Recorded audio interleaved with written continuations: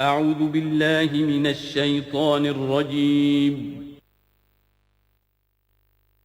بسم الله الرحمن الرحيم.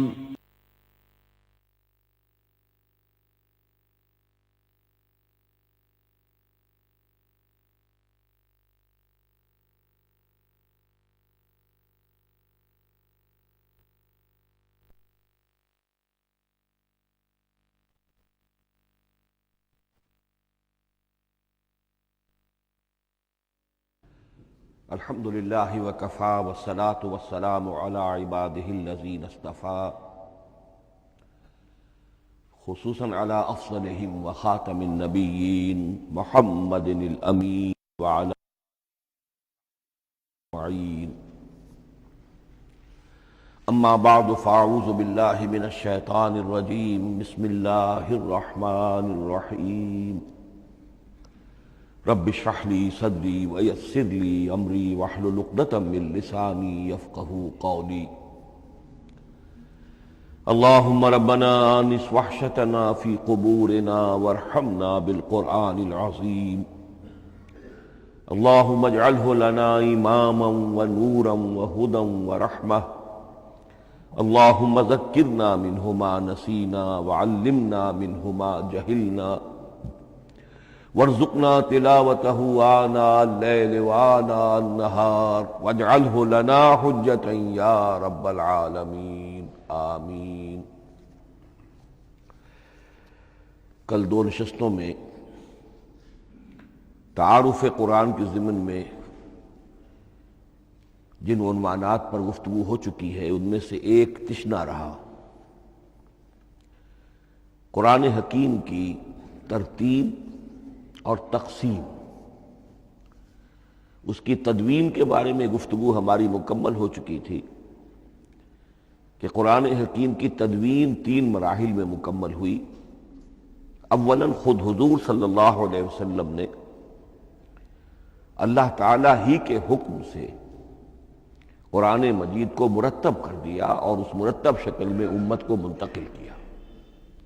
ترتیب معین ہو چکی تھی لیکن وہ کتابی شکل میں ما بین الدفتین جمع نہیں ہوا.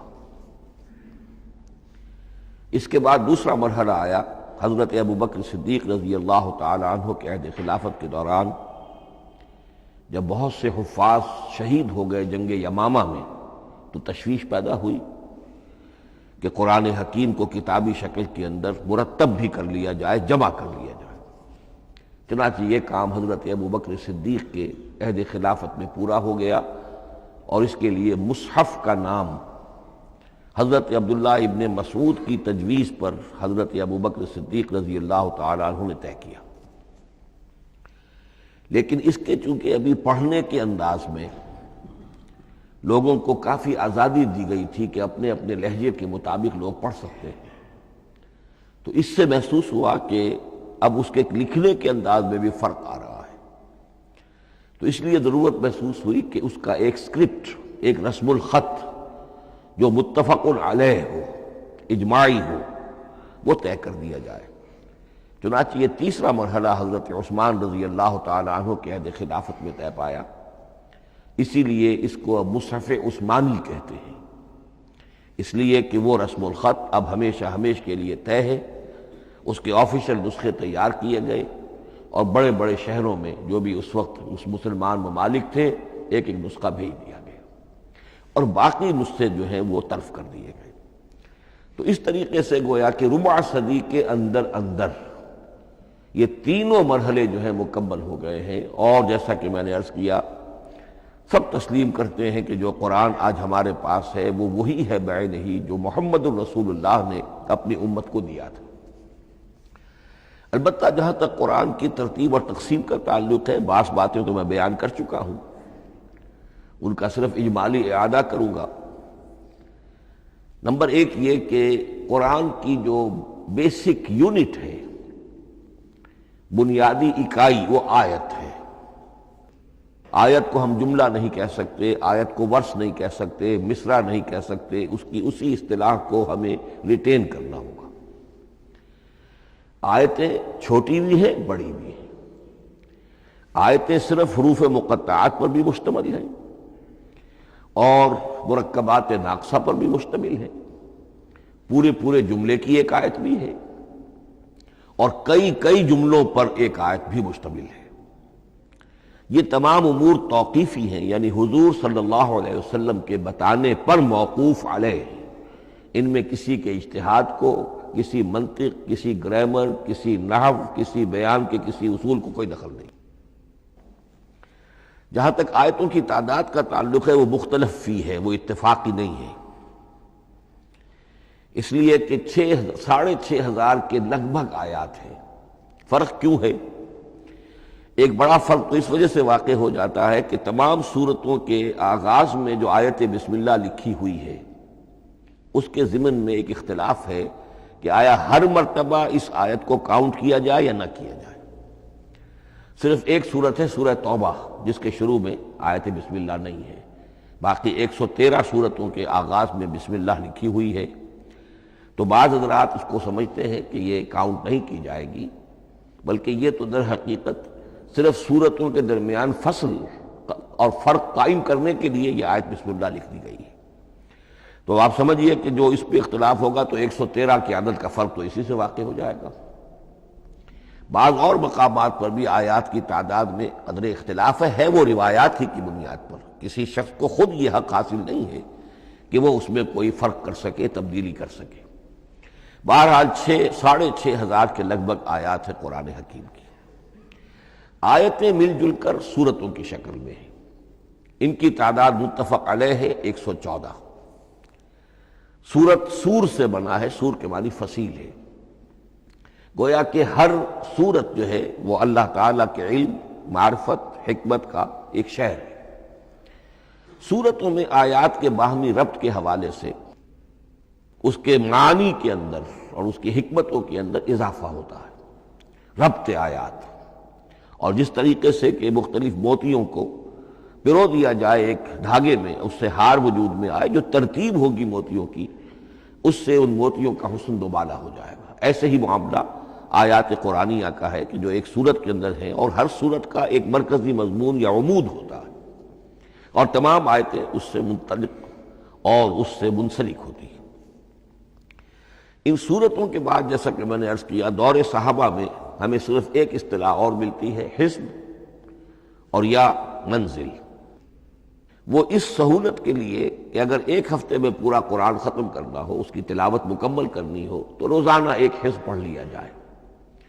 یہ چونکہ دور صحابہ میں بھی مذکور ہے، لہذا اس میں ہم دیکھتے ہیں کہ حسن موجود ہے، یعنی یہ کہ نہ تو یہ قباحت ہے کہ سورتوں کو توڑا گیا ہو، بلکہ پوری صورتیں شامل ہیں۔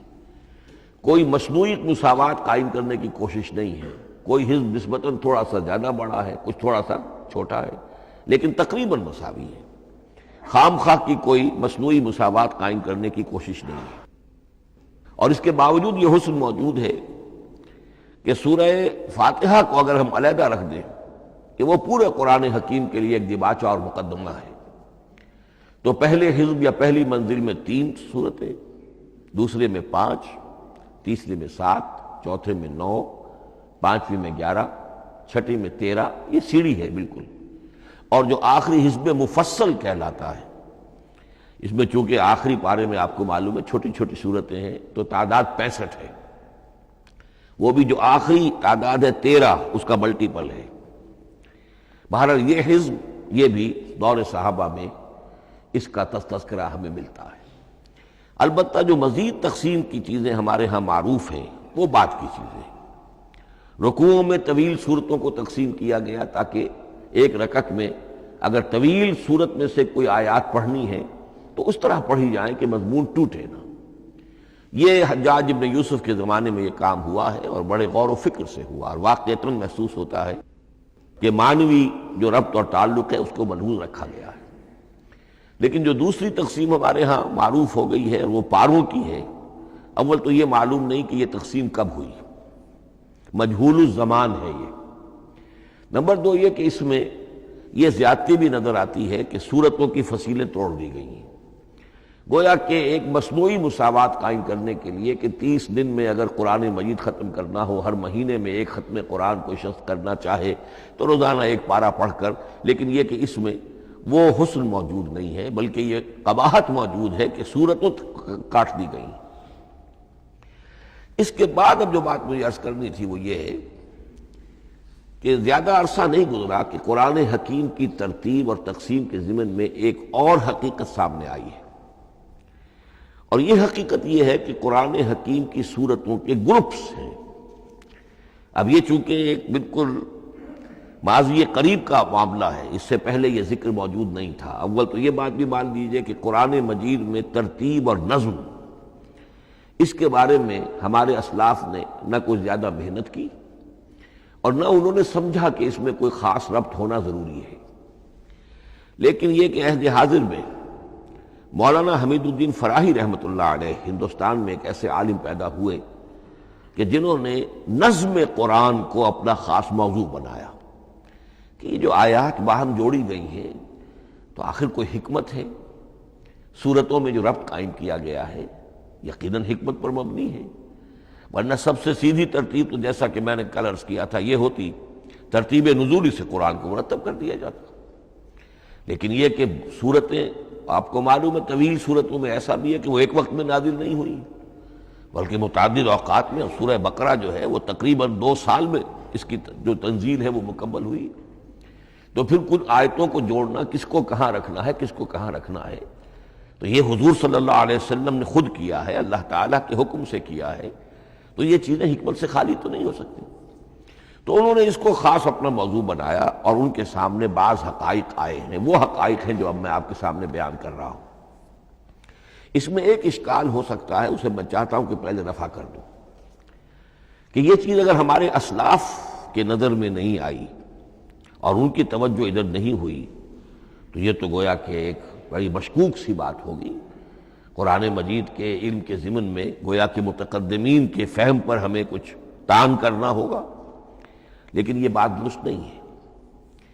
قرآن مجید ایک ایسی کتاب ہے جس کے بارے میں خود حضور نے جو فرمایا لا تنقضی عجائبہ، اس قرآن کے عجائب کبھی ختم نہیں ہوں،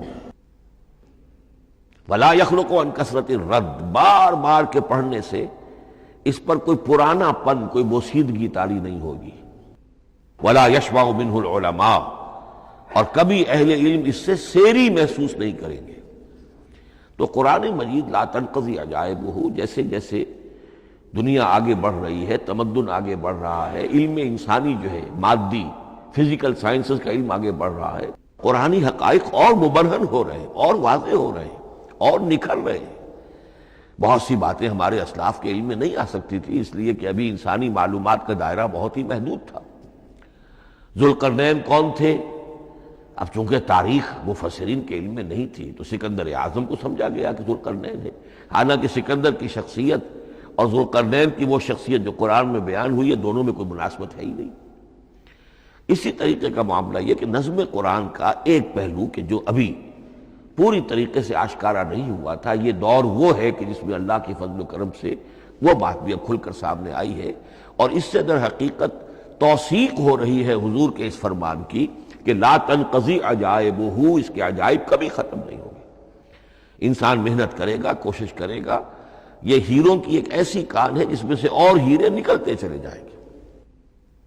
اس کے ضمن میں ایک بات تو میں نے آپ سے کل عرض کر دی تھی اور آج پھر بھی کہی ہے، سورتوں میں بھی ایک ربط ہے، آیات جو سورتوں کے اندر جوڑی گئی ہیں، پھر سورتیں اکثر و بیشتر جوڑوں کی شکل میں ہیں۔ اس کی کچھ مثالیں بھی کل میں نے آپ کو دی تھی۔ قرآن مجید کی ایک آیہ مبارکہ ہے وَمِن كُلِّ شَيْءٍ خَلَقْنَا زَوْجَيْنِ لَعَلَّكُمْ تَعْقِلُونَ یا لَعَلَّكُمْ تَذَكَّرُونَ، مجھے پوری طرح یاد نہیں ہے۔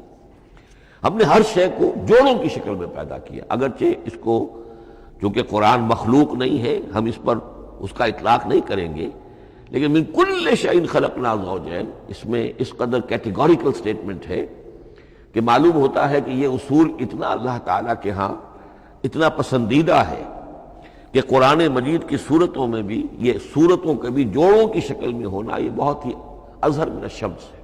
بعض جگہوں پر تو اظہر من الشمس ہے، بعض جگہوں پر ذرا تدبر کر کے بات معلوم ہوتی ہے۔ البتہ کہیں کہیں آپ کو نظر آئے گا کچھ منفرد صورتیں بھی ہیں، اور ان میں سے بعض یہ جب دوران ترجمہ یہ چیزیں آئیں گی تو اب میں صرف اس وقت حوالہ دے سکوں گا، بڑی تیزی سے ہمیں چلنا ہوگا، اس وقت میں چاہتا ہوں کہ ذہن میں یہ حقائق بیٹھ جائیں۔ بعض جگہوں پر آپ دیکھیں گے تین تین صورتوں کے گروپ ہیں، ان میں سے دو کے مابین تو نسبت زوجیت کامل ہے، بلکہ یہ سمجھ لیجئے نسبت زوجیت کہتے کس کو ہے؟ دو چیزیں مل کر کسی مقصد کی تکمیل کریں، ان دونوں میں ایسی نسبت ہونی چاہیے ریسیپروکل کہ وہ ایک دوسرے کی تکمیل کے لیے اور کسی مقصد کے حصول کے لیے ان کے مابین ایک تعلق قائم ہو، یہ زوجیت ہے۔ اسی طریقے سے قرآن مجید میں جب صورتیں آتی ہیں جوڑوں کی شکل میں تو کسی مضمون کا ایک رخ وہ ایک صورت میں آ جائے گا، اس کا دوسرا رخ دوسری صورت میں آ جائے گا، اور دونوں مل کر جسے ہم کہتے ہیں تصویر کے دونوں رخ، وہ رخ مکمل ہو جائیں گے، بات پوری ہو جائے گی۔ البتہ بعض جگہوں پر ہے کہ تین تین صورتوں کے سب گروپس ہیں۔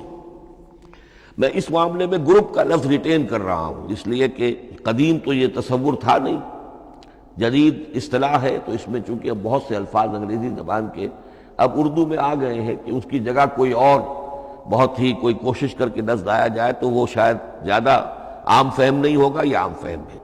تو گروپس اور سب گروپس، چھوٹے گروپ بڑے گروپ، تو یہ چھوٹے گروپ جو ہے تین تین صورتوں کے، ان میں سے دو کے مابین تو نسبت زوجیت بتمام و کمال ہوگی، اور تیسرے کی حیثیت ضمیمے کی ہوگی۔ اس کی مثالیں بعد میں آئیں گی۔ البتہ یہ جو ضمیمے ہوتے ہیں خود ان کے، یا جو دوسری منفرد صورتیں ہیں، خود ان میں آپ کو فصل کے ساتھ نسبت زوجیت مل جائے گی۔ اس سے آگے چلیے، اب اصل ہے وہ شے جس کو میں آج چاہتا ہوں بیان کرنا۔ قرآن حکیم کی صورتوں کی ایک گروپنگ اس اعتبار سے سامنے آئی، کچھ صورتیں مکی پھر مدنی، پھر مکی پھر مدنی، پھر مکی پھر مدنی، پھر مکی پھر مدنی۔ ایسا کیوں ہے؟ بڑی قابل غور بات ہے، اس میں کوئی حکمت ہے؟ اور عجیب بات یہ سامنے آئی، اس اعتبار سے بھی قرآن کے 7 گروپ بنتے ہیں، ہر گروپ میں ایک یا ایک سے زائد مکی صورت اور پھر ایک یا ایک سے زائد مدنی صورتیں، ایک گروپ پورا ہو گیا۔ دوسرے گروپ میں پھر ایک یا ایک سے زائد مکی صورت، پھر ایک یا ایک سے زائد مدنی صورتیں، وہ پھر گروپ مکمل ہو گیا۔ یہ گروپ بھی قرآن حکیم میں 7 ہے۔ یہ گروپ جو ہے قرات کے لیے نہیں ہے، یہ گروپ جو ہے معنوی تقسیم ہے، غور و فکر کے اعتبار سے، کہ ہر گروپ کا ایک عمود ہے، ایک مرکزی مضمون ہے، اور اس جس طریقے سے صورتیں دو مل کر ایک مضمون کی تکمیل کرتی ہیں، اسی طرح ہر گروپ کی مکی اور مدنی صورتیں مل کر ایک بڑے مضمون کی تکمیل کرتی ہیں۔ اس طریقے سے گویا کہ یہ قرآن مجید میں 7 گروپ ہیں بڑے بڑے، جو کہ جس میں کہ صورتیں جو ہیں وہ جمع کی گئی ہیں۔ مثلاً میں اب آپ کو اشارتاً بتا دوں، پہلے گروپ میں سورہ مکی جو ہے وہ صرف ایک ہے، سورہ فاتحہ، تعداد میں تو ایک ہے، وہ اپنے حجم کے اعتبار سے چھوٹی بھی ہے لیکن بہت بھاری صورت ہے۔ وَلَقَدْ آتَيْنَاكَ سَبْعًا مِنَ الْمَثَانِي وَالْقُرْآنَ الْعَظِيمِ، محض اس صورت کو بھی قرآن عظیم کہا گیا ہے۔ لیکن ایک صورت مکی سورہ فاتحہ، پھر 4 طویل ترین صورتیں مدنی، بقرہ، آل عمران، نساء، مائدہ۔ دوسرے گروپ میں 2 صورتیں مکی، 2 مدنی، الانعام، الاعراف مکیات، الانفال، التوبہ مدنیات۔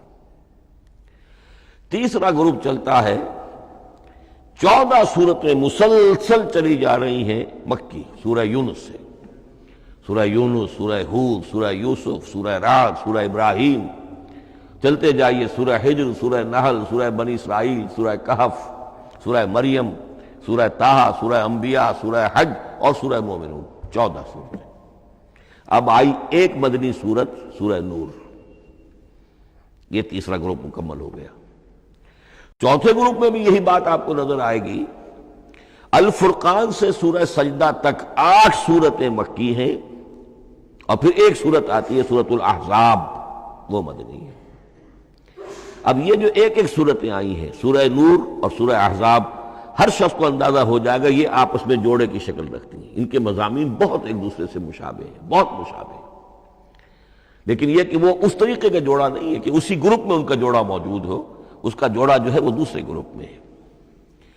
پھر آئیے پانچواں گروپ ہے سورہ سبا سے احقاف تک، یہ 13 صورتیں مکی ہیں، اور پھر سورہ محمد صلی اللہ علیہ وسلم سے سورۃ الحجرات تک 3 صورتیں مدنی ہیں، یہ کل 16 صورتیں ہیں۔ چھٹے گروپ میں سورہ قاف سے سورہ واقعہ تک 7 صورتیں یہ مکی ہے، اور سورہ حدید سے سورہ طلاق تک 10 صورتیں مدنی ہیں، یہ 17 صورتیں ہیں۔ آخری جو ہے وہ سورۃ الملک سے سورۃ الاخلاص تک 46 صورتیں، اور سورہ معوذتین جو ہے یہ 2 ہے کہ جو مدنی ہے۔ بعض کا اس میں اختلاف ہے، وہ میں بعد میں عرض کروں گا، لیکن جو میری رائے ہے وہ میں آپ کے سامنے رکھ رہا ہوں۔ اس طریقے سے یہ 7 گروپ جو ہیں قرآن مجید میں سورتوں کے وجود میں آئے۔ ہر گروپ کا ایک مرکزی مضمون ہے۔ مثلا پہلے گروپ کا مرکزی مضمون شریعت ہے۔ سورہ فاتحہ میں اہدنا الصراط المستقیم، اے اللہ ہمیں سیدھا راہ دکھا، سیدھے راستے کی ہدایت بخش۔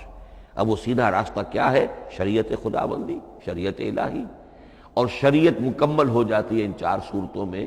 شریعت محمدی کا جو بلو پرنٹ ہے، ابتدائی خاکہ جو ہے وہ آپ کو سورہ بقرہ میں ملے گا، اور اس کی جو تکمیلی صورتیں ہیں، تکمیلی احکام ہیں، وہ سورہ مائدہ۔ اس کے علاوہ اس گروپ میں جو زیادہ زور ہے وہ سابقہ امت مسلمہ سے گفت و شنید۔ سابقہ امت مسلمہ میں یہودی اور نصارہ دونوں شامل ہیں۔ اب ان پر جرح بھی ہے، ان پر تنقید بھی ہے، ان کو ملامت بھی ہے، ان کو ان کی قرارداد جرم ان کے خلاف جو ہے وہ بھی دی گئی ہے، اور پھر یہ کہ ان کو معزول کر کے اور نئی امت کو اس مقام پر نصب کرنے کا اعلان ہے، اور ان کو بڑی زوردار دعوت ہے کہ اب محمد پر ایمان لاؤ اور قرآن پر ایمان لاؤ صلی اللہ علیہ وسلم۔ یہ پہلا گروپ ہے۔ اسی طریقے سے ہر گروپ کا اب یہ ساتھ ساتھ جب ہم چلیں گے تو میں تفصیل کے ساتھ بیان کرتا جاؤں گا کہ اس گروپ کا یہ مرکزی مضمون ہے، اور اس طور سے یہ صورتیں آپس میں ایک دوسرے کے ساتھ مربوط ہیں۔ ان گروپوں میں آپ نے دیکھا ہوگا کہ پہلے اور آخری گروپ ان کی ایک ریسیپروکل سی صورت ہے کہ پہلے گروپ میں مکی صورت صرف ایک چھوٹی سی، اور مدنی صورتیں 4-6 پارے سے زائد پر پھیلی، جبکہ آخری گروپ میں سارے دونوں پارے جو ہے سورہ ملک سے شروع ہو کر مکی صورتوں پر مشتمل ہے، آخر میں آ کر چھوٹی چھوٹی صورتیں وہ مدنیات ہیں۔ یہ ایک دوسرے کے بالکل ریسیپروکل ہیں، کانورس۔ لیکن دوسرا گروپ ادھر سے اور دوسرا ادھر سے، یعنی چھٹا، یہ بڑے متوازن ہیں۔ 2 صورتیں مکی، 2 مدنی، اور ادھر 7 صورتیں مکی اور 10 مدنی، لیکن 7 صورتیں جو ہیں وہ 3 رکوعوں کی ہیں، ان میں سے ایک 4 رکوع کی بھی ہے، اور اکثر و بیشتر وہ جو دوسری ہے وہ 2 رکوعوں کی ہے، تقریباً متبادل بنتی ہے۔ تو درمیان میں جو ہے ان میں جو مدنی صورتوں کا حصہ بہت کم ہے، اکثر و بیشتر جو ہے وہ مکی صورتیں ہیں۔ ان مکی صورتوں کے اندر بھی جو 6 گروپ تقریباً بنتے ہیں، اس لیے کہ پہلی گروپ کے اندر تو مکی صورت صرف سورہ فاتحہ ہے، تو ان میں سے پہلے 2 گروپوں میں رسالت کا مضمون مرکزی مضمون ہے، درمیانی 2 گروپوں میں توحید کا مضمون مرکزی مضمون ہے، آخری 2 گروپوں میں انذار آخرت کا مضمون مرکزی مضمون ہے۔ آخری صورتیں آپ کو معلوم ہے سورہ قاف سے شروع ہو کر، تو پھر یہ انذار آخرت جو ہے ان سب کا مرکزی مضمون ہے۔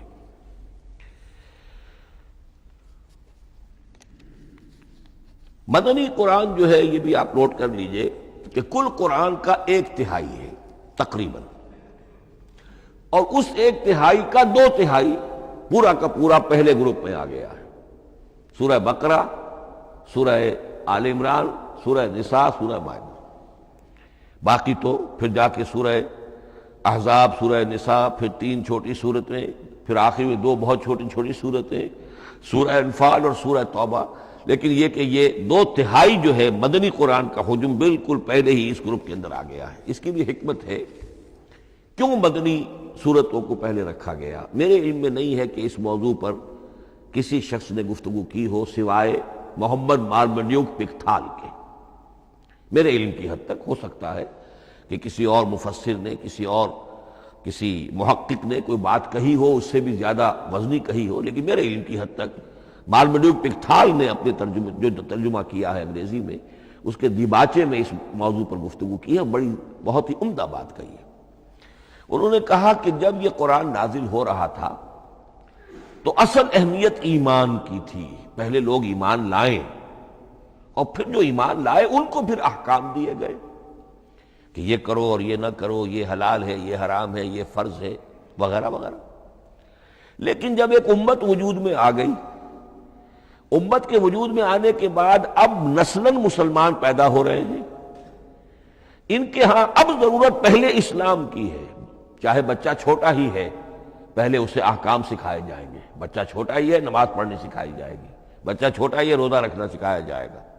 تو امت کے اس طرح تشکیل پا جانے کے بعد اب اصل اہمیت جو ہے وہ احکام کی ہو گئی ہے، احکام اب مقدم ہے اور ایمان کا معاملہ جو ہے وہ اس کے بعد مؤخر ہے۔ کوئی شخص بالغ ہوگا، ذہین ہوگا، فطین ہوگا، غور و فکر کی صلاحیت سے اگر اللہ تعالیٰ نے اسے بہرور کیا ہوگا پھر وہ حقیقت ایمان تک رسائی حاصل کرے گا، ورنہ یہ ہے کہ عام ایک مسلمان جو ہے اسے جہاں تک احکام کا تعلق ہے ان پر تو عمل کرنا ہی ہے۔ تو یہ بڑی میں سمجھتا ہوں کہ ذہانت پر مبنی بات ہے کہ جو محمد مارمیلیو پلتھال نے کہی ہے اور مجھے اس سے اتفاق ہے۔ اب آئیے اگلا معاملہ، اگلی بحث، اگلا موضوع، قرآن کا موضوع کیا ہے؟ کیا قرآن فلسفے کی کتاب ہے، سائنس کی کتاب ہے، کیا یہ جیولوجی کی کتاب ہے، فزکس کی کتاب ہے، کس چیز کی کتاب ہے؟ تو پہلی بات یہ سمجھیے، قرآن کا موضوع ہے انسان، لیکن انسان کی اناٹمی نہیں، انسان کی فزیولوجی نہیں، انسان کی انتھروپولوجی نہیں، کچھ نہیں، انسان کی ہدایت۔ یہ ہدایت کا لفظ بنیادی ہے قرآن مجید کے لیے۔ چنانچہ دیکھیے ذرا نوٹ کر دیجئے، سورہ بقرہ کے شروع ہی میں ھدی للمتقین، پھر اس کے وسط میں ھدی للناس، سورہ یونس میں فرمایا ھدی ورحمۃ للمؤمنین، سورہ لقمان میں فرمایا ھدی ورحمۃ للمحسنین، سورۃ البقرہ اور النحل میں فرمایا، نمل میں ھدی وبشریٰ للمؤمنین، آل عمران میں وموعظۃ للمتقین، ھدی وموعظۃ للمتقین، پھر 3 مرتبہ الہدی هو الذی ارسل رسولہ بالہدی ودین الحق لیظہرہ علی الدین کلہ۔ الہدی، ہدن نکرہ ہے، الہدی معرفہ ہو گیا، یعنی ہدایت کاملہ، ہدایت تامہ، ہدایت ابدی۔ اسی طرح سورۃ النجم میں فرمایا وَلَقَدْ جَاءَهُم مِّن رَّبِّهِمُ الْهُدَىٰ، سورۃ الجن میں وَإِنَّا لَمَّا سَمِعْنَا الْهُدَىٰ آمَنَّا بِهِ، سورہ بنی اسرائیل میں وَمَا مَنَعَ النَّاسَ أَن يُؤْمِنُوا إِذْ جَاءَهُمُ الْهُدَىٰ، سورہ بنی اسرائیل میں بھی یہ الفاظ آئے، سورہ کہف میں بھی آئے۔ تو قرآن کا موضوع ہے ہدایت، اور اس کو اب ذہن میں رکھیے کہ انسان کے علم کے 2 گوشے ہیں۔ علم انسانی 2 حصوں میں منقسم ہے، ایک حصہ ہے فزیکل ورلڈ کا علم جو حواس کے ذریعے سے حاصل ہوتا ہے، مادی حقائق ان کا علم۔ حواس خمسہ، ہمارا دیکھنا، سننا، سونگھنا، چکھنا، چھونا، یہ تمام صلاحیتیں ہیں، ان سے کچھ معلومات حاصل ہوتی ہیں، اور عقل کا یہ کمپیوٹر ان کو پروسیس کرتا ہے، اس سے نتائج نکالتا ہے، نتائج نکال کے سٹور کر لیتا ہے۔ پھر مزید کوئی معلومات حواس کے ذریعے سے حاصل ہوتی ہیں، اب ان کو وہ پھر پروسیس کر کے جو سابق میموری سٹورڈ ہے اس کے ساتھ ریکنسائل کر کے کوئی اور نتیجہ اخذ کرتا ہے۔ اس طرح رفتہ رفتہ رفتہ رفتہ انسان کا یہ علم بڑھتا چلا جا رہا، اور ہم نہیں کہہ سکتے کہ ابھی اور کہاں تک جائے گا۔ آج سے چند سو سال پہلے بھی انسان تصور نہیں کر سکتا تھا کہ انسانی علم وہاں پہنچ جائے گا جہاں آج پہنچ چکا ہے۔ اس علم کا وحی سے کوئی تعلق نہیں، اس علم کا تعلق ہے علم اسماء سے، جو حضرت آدم میں ودیعت کر دیے گئے تھے بالکل شروع میں۔ سورہ بقرہ کا 4تھا رکوع جو ہے اس کے شروع میں ذکر ہے وَعَلَّمَ آدَمَ الْأَسْمَاءَ كُلَّهَا، اللہ نے آدم کو تمام نام سکھا دیے، اور اس کے آخر میں ذکر ہے جب آدم کو اور حوا کو حکم دیا گیا کہ اب زمین میں جا کر اور وہاں کا چارج سنبھالو، تو فرمایا وَإِمَّا يَأْتِيَنَّكُم مِّنِّي هُدًى فَمَن تَبِعَ هُدَايَ فَلَا خَوْفٌ عَلَيْهِمْ وَلَا هُمْ يَحْزَنُونَ۔ وہ علم ہدایت ہے، یہ دو چیزیں بالکل علیحدہ ہیں۔ علم اسماء در حقیقت یوں سمجھیے کہ جیسے آم کی گٹھلی میں پورا آم کا درخت ہوتا ہے، وہی تو گٹھلی ہے جو آپ زمین میں دباتے ہیں، پھر اگر پانی وہاں پڑتا ہے، زمین میں روئیدگی بھی ہے، وہ گٹھلی پھٹے گی، وہ جو اس میں سے دو پتے نکلیں گے، وہ پتے اوپر بڑھیں گے، درخت بنے گا۔ وہ پورا درخت جو ہے آم کی گٹھلی میں موجود تھا، صرف اسے پورا درخت بننے میں 2 سال 3 سال 4 سال لگیں گے، لیکن درخت موجود تھا، پوٹینشلی بالقوہ پورا درخت آم کی گٹھلی میں موجود تھا۔ ایکچولی بالفعل وہ آم کا درخت جو ہے کئی سال کے اندر وجود میں آیا۔ بعین ہی یہ معاملہ ہے، کل مادی حقائق کا کل علم حضرت آدم علیہ السلام کے وجود میں ودیعت کر دیا گیا پوٹینشلی۔ اب اس کی ایکسفولیشن ہو رہی ہے، وہ بڑھتا جا رہا ہے، برگ و بار لا رہا ہے، اور یہ علم جو ہے اس کا تعلق جیسا کہ میں نے عرض کیا آسمانی ہدایت سے نہیں ہے۔ اب یہ خود رو پودا ہے، بڑھتا چلا جا رہا ہے، اور کہاں تک پہنچے گا؟ علامہ اقبال نے صحیح تعبیر کی ہے، عروج آدم خاکی سے انجم سہمے جاتے ہیں کہ یہ ٹوٹا ہوا تارا مہ کامل نہ بن جائے۔ علامہ کی زندگی میں تو انسان نے چاند پر قدم نہیں رکھا تھا، لیکن یہ کہ اب تو چاند پر قدم رکھ کر انسان آ چکا۔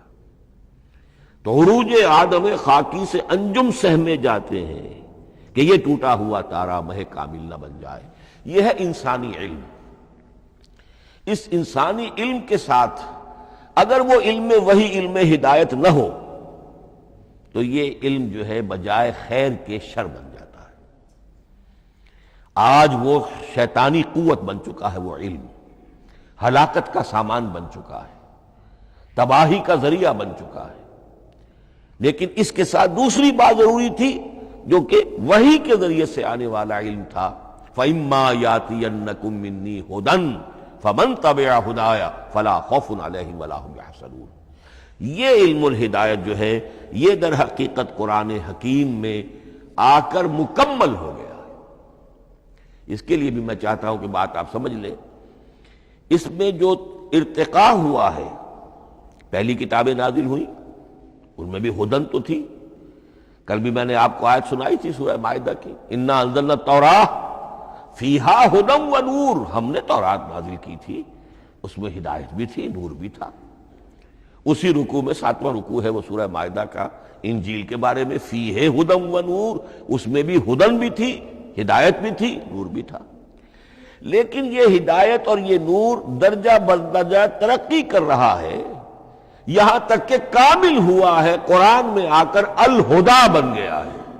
اب یہ ہدن نہیں، الہدا، کامل ہدایت نامہ۔ اس کی وجہ کیا ہے؟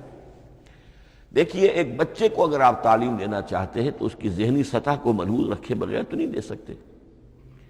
آپ چاہے پی ایچ ڈی استاد رکھ دیں کسی بچے کے لیے، بچہ بھی پرائمری کی تعلیم پا رہا ہے، وہ پی ایچ ڈی کا استاد کیا کچھ پلا دے گا اس کو، کیا پڑھا دے گا اس کو؟ اس کی اپنی استعداد جو ہے ابھی اتنی کم ہے کہ اسی کی مناسبت سے اسے تعلیم دی جائے گی۔ رفتہ رفتہ وہ آگے بڑھے گا، یہاں تک کہ وہ اپنے پوری عقل کے اور شعور کی پوری شدت اور قوت کو پہنچ جائے گا، بلوغت کو پہنچ جائے گا۔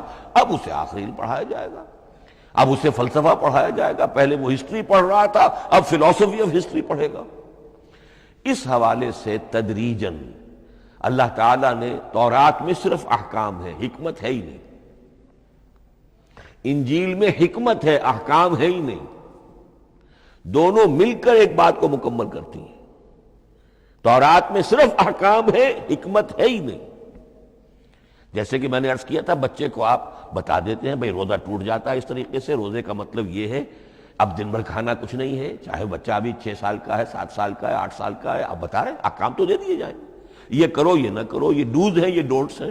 تو احکام عشرہ، دی 10 کمانڈمنٹس، احکام دیے گئے، حکمت نہیں۔ ابھی حکمت کا تحمل ان کے لیے ممکن نہیں تھا، ابھی وہ عہد طفولیت ہے نوع انسانی کا۔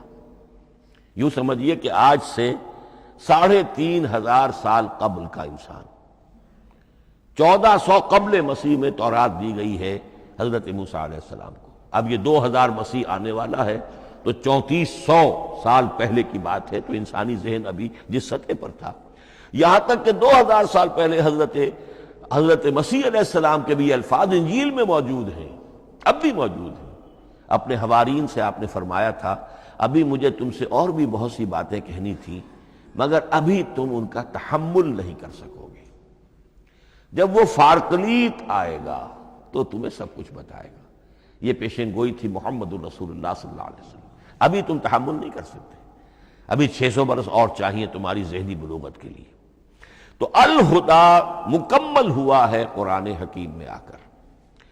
البتہ ایک نقطہ اس میں نوٹ کیجئے، قرآن مجید اگرچہ کتاب ہدایت ہے، سائنس کی کتاب نہیں ہے، لیکن اس میں سائنٹیفک فینومینا کی طرف اشارے موجود ہیں۔ چونکہ قرآن مجید ان تمام جو بھی یہ کائناتی حقائق ہیں ان سب کو آیات الہیہ قرار دیتا ہے۔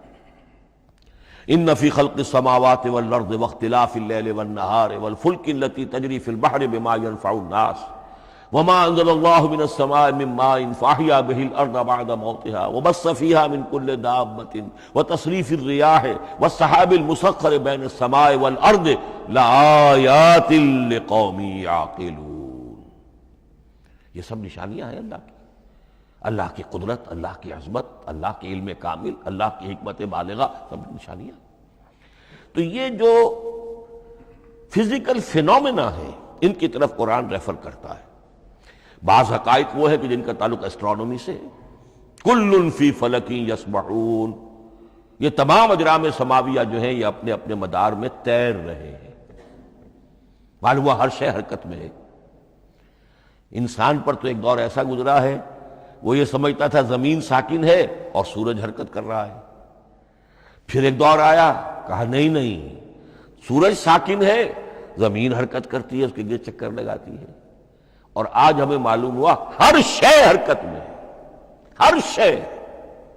سورج کا بھی اپنا ایک مدار ہے، اس میں وہ حرکت کر رہا ہے اپنے پورے کنبے کو لے کر۔ یہ پورا سولر سسٹم اس کا کنبہ ہے، اس پورے کنبے کو لے کر وہ بھی ایک مدار میں حرکت کر رہا ہے۔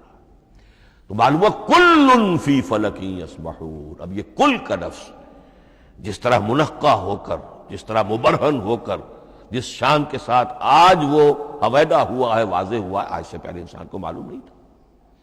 تو یہ جو فزیکل فینومینا ہے جن کی طرف قرآن مجید ریفر کرتا ہے، یہ اگرچہ قرآن کا اصل موضوع نہیں ہے، لیکن ایک بات جان لیجئے کہ قرآن مجید میں ان فزیکل فینومینا کے بارے میں جو بات کہی گئی ہے وہ غلط نہیں ہو سکتی، اور یہ وہ حقیقت ہے کہ جو اس دور میں آ کر اتنی واضح ہوئی ہے۔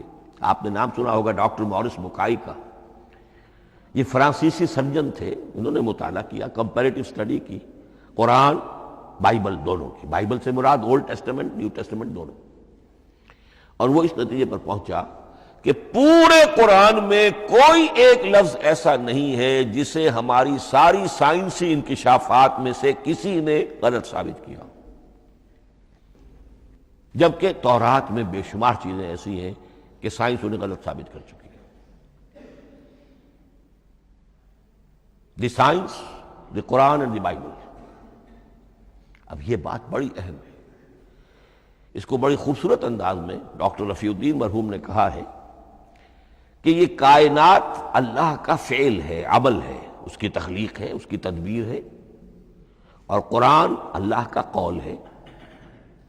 قول و عمل میں تضاد ممکن نہیں، عام انسان کے قول و عمل میں تضاد ممکن نہیں، اللہ کے قول و فعل میں اور قول و عمل میں تضاد ہو سکتا ہے۔ ہاں یہ ہو سکتا ہے کہ ایک دور میں انسانوں نے بات سمجھی نہ ہو، ان کا ذہن وہاں تک پہنچا نہ ہو، ان کی معلومات کا دائرہ ابھی اس حد تک ہو کہ ان حقائق تک نہ پہنچا ہو، لیکن جیسے جیسے وقت آئے گا مزید حقائق منکشف ہوں گے، اور یہ بات اور زیادہ سے زیادہ واضح سے واضح تر ہوتی چلی جائے گی کہ جو کچھ قرآن میں لکھا ہے وہی برحق ہے۔ ہاں آج سے پہلے انسانی ذہن اس حد تک رسائی حاصل کرنے کا اہل نہیں تھا۔ اور یہ ہے در حقیقت آیت قرآن حکیم کی،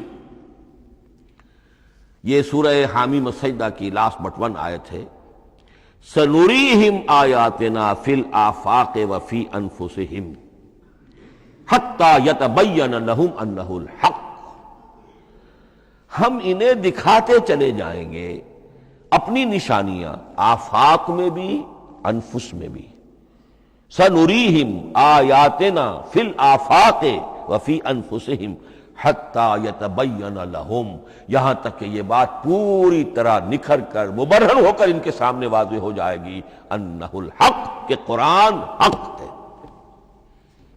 اور اسی کی حقیقت جو ہے جیسا کہ میں نے عرض کیا، ایک تو مورس بکائی کو ذہن میں رکھیے، اور ایک اور شخص کینیڈا میں ایک بہت بڑا ڈاکٹر ہے کہ جو ایمبریولوجسٹ ہے، اور اس کی جو ٹیکسٹ بکس ہے جو ایمبریولوجی پر، علم جنین یعنی رحم مادر میں جو بچے کی پرورش ہوتی ہے کیسی ہوتی ہے، کن کن سٹیجز سے گزر کر ہوتی ہے، یہ علم جنین یا ایمبریولوجی، تو سٹینڈرڈ ٹیکسٹ بک ہے دنیا میں اس کی، ڈاکٹر کیتھل مور کی۔ اور وہ حیران رہ گیا کہ میں نے جب قرآن کا مطالعہ کیا کہ آج سے 1400 برس قبل، جبکہ نہ مائکروسکوپ تھی نہ ڈسیکشن ہوتا تھا ابھی ہیومن باڈی کا، یہ حقائق جو قرآن بیان کر رہا ہے، وَلَقَدْ خَلَقْنَا الْإِنسَانَ مِنْ صُلَالَةٍ مِّن مَّاءٍ مَّهِينٍ ثُمَّ جَعَلْنَاهُ نُطْفَةً فِي قَرَارٍ مَّكِينٍ ثُمَّ خَلَقْنَا النُّطْفَةَ عَلَقَةً فَخَلَقْنَا الْعَلَقَةَ مُضْغَةً فَخَلَقْنَا الْمُضْغَةَ عِظَامًا فَكَسَوْنَا الْعِظَامَ لَحْمًا، یہ کہاں سے معلوم ہوئی؟ اور واقعہ یہ ہے کہ اس سے زیادہ صحیح تعبیر ممکن نہیں۔ تو یہ حقائق ذہن میں رکھیے کہ اگرچہ قرآن مجید سائنس کی کتاب نہیں ہے، لیکن جن سائنسی حقائق یا جن سائنسی فنومینا کی طرف قرآن نے ریفر کیا ہے وہ یقیناً حق ہے، چاہے تاحال ہم ان کی حقانیت کو نہ سمجھ پائیں۔ مثلا آج بھی مجھے نہیں معلوم کہ قرآن جو 7 آسمان کہتا ہے تو 7 آسمان سے کیا مراد، مجھے نہیں معلوم، لیکن مجھے یقین ہے کہ ایک وقت آئے گا کہ انسان سمجھے گا کہ ٹھیک ٹھیک یہ الفاظ جو ہیں 7 آسمان یہ منطبق ہوتے ہیں اس حقیقت پر جو آج ہمارے علم میں آئی ہے، پہلے نہیں آئی تھی۔ البتہ ایک اور نقطہ جو بہت اہم ہے عملی اعتبار سے، میں نے اسی لیے یہ ساری تمہید کی ہے کہ قرآن سائنس کی کتاب نہیں ہے، نہ سائنس کی ہے نہ ٹیکنالوجی کی ہے۔ اس حوالے سے ایک بڑا منطقی نتیجہ نکلتا ہے، اور وہ یہ ہے کہ اگر ہمارے اسلاف نے قرآن کی ان آیات کا کوئی خاص مفہوم معین کیا اپنے دور کی معلومات کی سطح پر، ہمارے لیے لازم نہیں ہے کہ ہم اس کی پیروی کریں۔ سائنسی فنومینا کو جو سائنسی ترقی ہو رہی ہے اس کے حوالے سے سمجھیں گے۔ یہاں تک کہ اب آخری بات عرض کر رہا ہوں، خود حضور کا فرمان بھی اس میں قطعی نہیں ہوگا۔ یہ بات بہت ثقیل اور گراں گزرے گی بہت سے لوگوں پر۔ سائنس اور ٹیکنالوجی میں اگر حضور کی کوئی حدیث بھی سامنے آ جائے تو اس کو بھی ہم کوئی دلیل قطعی نہیں سمجھیں گے۔ اس کی وجہ کیا ہے؟ ایک واقعہ بہت اہم ہوا حضور کی زندگی میں۔ حضور جب ہجرت فرما کر تشریف لائے مدینہ منورہ تو آپ کو معلوم ہے کہ حضور کی پیدائش مکے کی، ساری زندگی آپ نے وہاں گزاری۔ وہ وادی غیر ذی زرع ہے، وہاں کوئی پیداوار، کوئی زراعت، کوئی کاشت ہوتی نہیں تھی، آپ کو کوئی تجربہ سرے سے نہیں تھا۔ ہاں تجارت کا تجربہ تھا، بھرپور تجارت کی تھی۔ یہاں آئے تو آپ نے دیکھا کھجوروں کے سلسلے میں انصار مدینہ تعبیر نخل، وہ اس کا ایک اصطلاح ہے۔ کھجور ایک ایسا پودا ہے جس کا ایک فیمیل فلاور ہوتا ہے اور ایک میل علیحدہ۔ اب میل فلاور اور فیمیل فلاور ان دونوں کو قریب لے آئیں تو اس سے اس بات کا زیادہ امکان ہو جاتا ہے فرٹیلائزیشن ہو اور پھل بنے اور زیادہ آپ کو پھل حاصل ہو، فصل زیادہ ہو۔ اگر وہ فاصلے پر رہیں گے تو ہو سکتا ہے کہ اس کا امکان کم ہو، تو وہ ان کو قریب جوڑ دیتے تھے۔ حضور نے دیکھا تو آپ نے فرمایا کہ آپ لوگ ایسا نہ کریں تو کیا ہے، یعنی نیچر جو ہے، nature can take care of it self, آخر فطرت ہے، فطرت نے یہ ساری چیزیں بنائی ہے، آپ ایسا نہ کریں تو کیا ہے۔ صرف یہ کہا آپ نے روکا نہیں، لیکن ظاہر بات ہے صحابہ کرام کے لیے رضوان اللہ تعالی علیہم اجمعین حضور کا اتنا کہنا بھی گویا کہ حکم کے درجے، انہوں نے اس سال وہ کام نہیں کیا، فصل کم ہو گئی۔ اب وہ ڈرتے ڈرتے جھجکتے جھجکتے حضور کی خدمت میں آئے۔ حضور آپ نے فرمایا تھا، ہم نے وہ نہیں کیا، تعبیر نخل اس سال نہیں کی ہم نے، فصل کم ہوئی ہے۔ آپ نے فرمایا انتم اعلم بامور دنیاکم، اس کا ایک ایک لفظ یاد کر لیجئے، انتم اعلم بامور دنیاکم، اپنے یہ دنیاوی اور مادی معاملات میں تم زیادہ تجربے کار ہو، تم زیادہ حقائق سے واقف ہو۔ میں عالموں کا لفظی ترجمہ یہاں کرنا جو ہے اس کی جرت مجھے نہیں ہو رہی، تم زیادہ واقف ہو ان چیزوں سے، میں یہ چیزیں سکھانے نہیں آیا۔ آپ ٹیکنالوجی پڑھانے نہیں آئے تھے، آپ طب سکھانے نہیں آئے تھے، آپ کوئی اور سائنس پڑھانے نہیں آئے تھے، ورنہ تو ہم شکوہ کرتے کہ آپ نے ہمیں ایٹم بم بنانا کیوں نہیں سکھا دیا پہلے ہی۔ نہیں، یہ موضوع ہی نہیں ہے۔ قرآن کا موضوع معین ہونا چاہیے۔ قرآن کا موضوع انسان کی ہدایت، اس ہدایت کے لیے جس قدر اس کو ضرورت ہے علم کی کہ وہ جو یہ فزیکل فینومینا ہیں ان کے حوالے سے بھی ہدایت حاصل کرے، اس حد تک ان کا تذکرہ ہے۔ لیکن یہ یقین اور ایمان ہونا چاہیے کہ قرآن مجید کے الفاظ میں جو شے مضمر ہے وہ کبھی غلط ثابت نہیں ہوگی۔ یہ ہو سکتا ہے کہ قرآن کی کسی آیت کا کوئی مفہوم ہمارے اسلاف نے 1000 برس پہلے یا 600 برس پہلے سمجھا ہو اور وہ مفہوم غلط ثابت ہو جائے، وہ ایک علیحدہ بات ہوگی، لیکن قرآن مجید کا ٹیکسٹ جو ہے اس کے اندر کہیں ایسی بات نہیں آ سکتی۔ اب آئیے فہم قرآن کے اصول۔ ظاہر بات ہے کہ اس موضوع پر اصول تفسیر پر کوئی مجھے تفصیلی اس وقت گفتگو کرنے کا موقع تو نہیں ہے، البتہ یہ کہ 7 گنتی کر کے چیزیں نوٹ کر لیجئے کہ جس سے قرآن مجید کے فہم میں سہولت حاصل ہوگی۔ پہلی بات وہ جو کسی درجے میں پہلے بھی سامنے آ چکی ہے، قرآن کا اسلوب استدلال منطقی نہیں ہے، فطری ہے۔ ایک ہوتا ہے منطق کی گتھیوں سے اور منطق کے اصولوں سے اور منطق کی دلیلوں سے بات ثابت کی، یہ نہیں۔ قرآن فطرت انسانی کے مطابق بات کرتا ہے۔ ایک ان پڑھ شخص بھی قرآن کو اپنے سے دور یا اپنے آپ کو قرآن سے دور نہیں سمجھے گا اگر ذرا سا وہ قرآن کو سمجھ سکتا بس۔ لیکن یہ ہے کہ قرآن مجید کا جو اسلوب ہے وہ ایک تو یہ کہ منطقی نہیں ہے، فطری ہے، یا اس میں اگر ایک لفظ کا اضافہ کیا جائے خطابی ہے۔ خطابی کیا ہوتا ہے؟ جو میں کل عرض کر چکا ہوں، خطبے کی ایک شان ہوتی ہے، وہ دلیل کے ساتھ ساتھ جذبات سے بھی اپیل کرتا ہے، اور اس میں آپ کو ایک اپنے باطن میں جھانکنے کی دعوت دی جاتی ہے۔ تم ذرا اپنے باطن میں جھانک کر دیکھو۔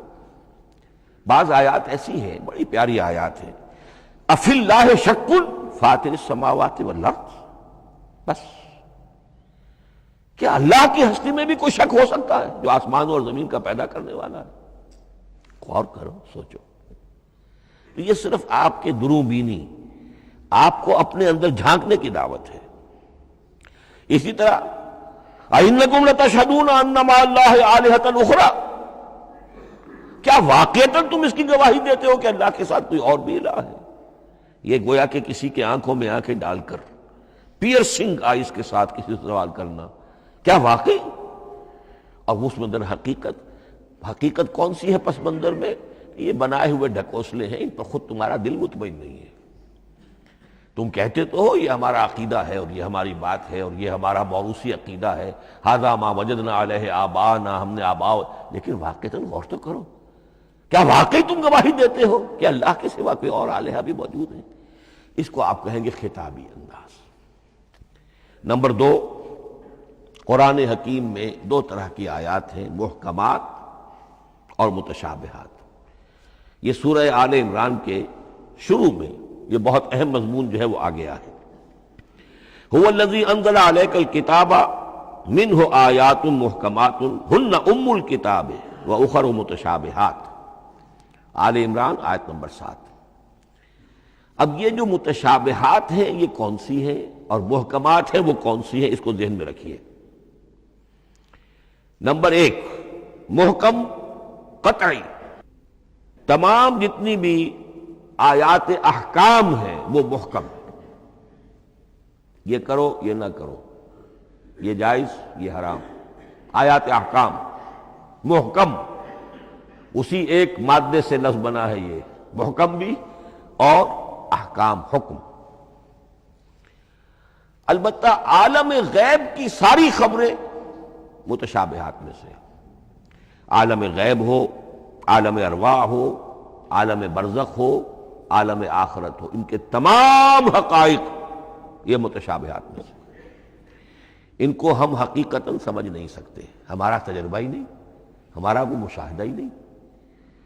جیسا کہ ایک حدیث میں آیا ہے، جنت کی جو بھی نعمتیں ہیں، ایک تو وہ نعمتیں جن کا ذکر قرآن میں ہے اور ان الفاظ میں ہے جن سے ہم واقف ہیں۔ اب ان میں تو یہ ہے کہ حور و قصور اور پھل اور یہ اور دودھ اور شہد اور وغیرہ وغیرہ وغیرہ، وہ چیزیں ہم جانتے ہیں، تو وہ بھی حق ہے، ایسے ہی ہوں گی، اتوب ہی متشابہہ، لیکن یہ صرف نزل ہے، یہ تو ابتدائی مہمان نوازی ہے۔ نزل من غفور رحیم، جو اصل ضیافت ہونی ہے اہل جنت کی، اس کے بارے میں فرمایا وہ نعمتیں دینے ملیں گی، ما لا عین رات ولا اذن سمعت وما خطر علی قلب بشر، جو نہ کسی آنکھ نے کبھی دیکھی، نہ کسی کان نے کبھی سنی، نہ کسی انسان کے دل پر ان کا خیال تک وارد ہو، انہیں ہم کیا سمجھیں؟